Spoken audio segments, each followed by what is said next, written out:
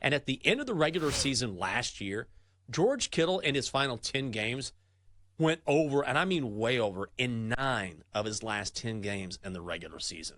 And particularly when you're talking about a very good, very stingy Jets defense, I can absolutely see Brock Purdy leaning on his tight end, which he did a lot at the end of last year. So this number seems too low to me. I can see Kittle getting 50, 60 yards in this game, despite the Jets being really good on D. So I'm going to go over George Kittle's receiving prop. I think you could also make a case for George Kittle anytime touchdown, just based on the numbers. Yep. Because if you look at the fantasy matchup and the numbers from last year, this Jets secondary is very good. But against tight ends, they gave up the 3rd most receiving touchdowns to opposing tight ends. They gave up 7 touchdowns to opposing tight ends. Guess how many touchdowns they gave up to wide receivers? A grand total of 5 all season long. That was the best mark in the NFL by far. And it makes sense when you have Sauce Gardner on your secondary. So maybe it's something about the mismatch of size in the end zone for tight ends, but I think you could probably make a case there. I would assume that you can get some pretty good plus money on the card for George Kittle anytime touchdown. I'm wondering what the juice is. I don't know. I would imagine it's a plus money. Plus 175. Right? Yeah. Okay. I don't mind that a bit. I think that's, and you could place a couple of bets there, right? Yeah. Breece Hall and George Kittle, if you like that. Not saying to parlay them together, but a couple of nice plus money bets there. So I'm not going to talk you out of either of those. What do you think about the Jets getting for? Right now, Niners 4-point favorites. Niners are minus 200 on the money line. The Jets are plus 165. Your total is set at 44. I think I would lean Niners laying the points here. And this is where I just need to see proof of concept when it comes to Aaron Rodgers, which is a weird thing to say because the automatic clapback would be, well, dude, you know how good Aaron Rodgers is. One of the best to ever play the game. What more do you need to see? And I understand that, but I still need to see him perform with this Jets team in a Jets uniform. And remember, it's been almost, 2 full years now since he is suited up in an NFL uniform. I don't necessarily think there's going to be rust. I just think this is a very difficult test.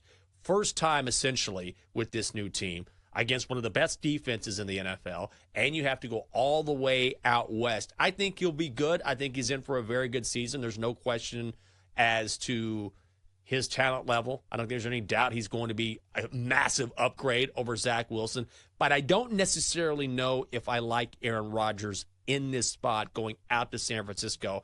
I think I'm going to go 49ers and lay the points here. I feel like this is going to be a close game. And of course, a lot of this rides on the shoulders of Aaron Rodgers.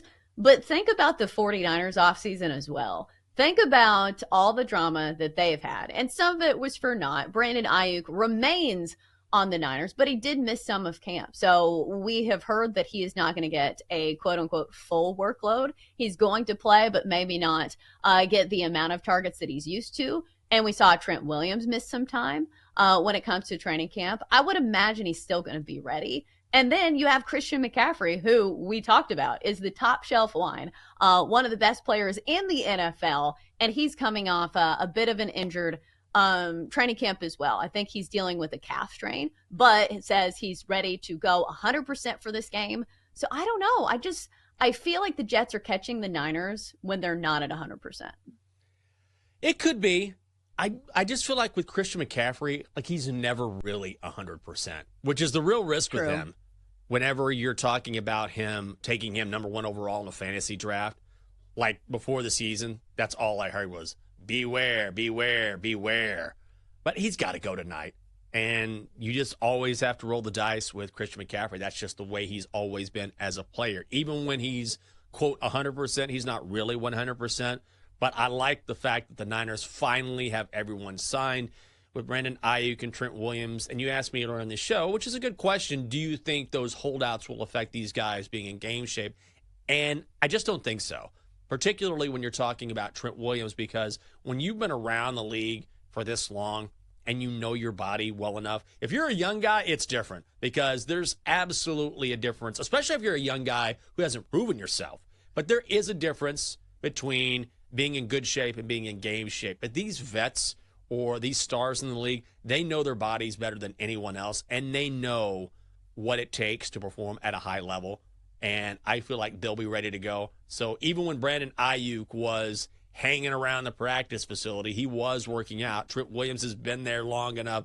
I don't feel like that's going to be a factor here. So injuries don't concern me as much as maybe they do some people or these holdouts, just because we're talking about guys who have been there, done that, especially with Trent Williams. I think he'll be ready to go. Yeah, and it's a home game. I don't know. I'm not super sold on a side or even a total in this one because I kind of came to looking at this game thinking, okay, primetime unders, easy money. Why would you not just go with the under here? But I don't know. Both these offenses are pretty good, and this total is really low at 43.5 because the first primetime game of the season, we were gifted with a 47. And it landed on a push between the Chiefs and the Ravens. And it feels like it has like some of the same makeup as that game where you have two really good defenses, because the Ravens and the Chiefs were the top two scoring defenses in the league last season. But they also had high-end offensive talent, Lamar Jackson, Patrick Mahomes. Doesn't it feel like the same thing here? Two great defenses, but also with burners on the offense that can flip this total on its ear in a second?